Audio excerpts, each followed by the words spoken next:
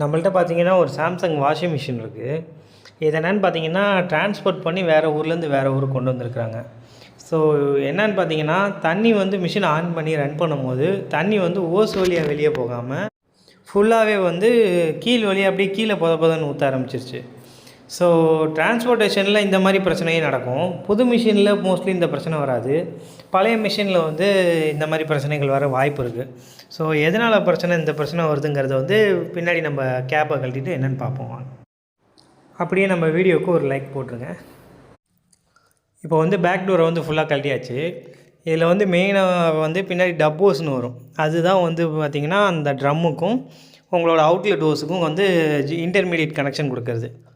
இப்போ என்ன ஆகும்னு பார்த்தீங்கன்னா, நம்ம சென்ட்ரலில் இருக்க அந்த மிஷின் மெக்கானிசம் பார்த்திங்கன்னா ஃபுல்லாகவே அந்த 4 ஸ்ப்ரிங்கில் தான் வந்து லோட் ஆகி உட்காந்துருக்கும்.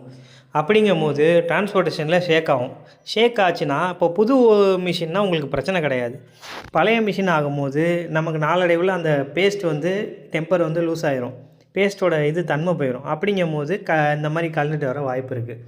இது ஒன்றும் இல்லைங்க, ஈஸியாக அந்த ஸ்ப்ரிங்கை வந்து கொஞ்சம் அழுத்தி பிடிச்சி இந்த வீடியோவில் காட்டுற மாதிரி மேலே மாட்டி விட்டிங்கன்னா போதும். வேறு எதுவும் பிரச்சனை வராது.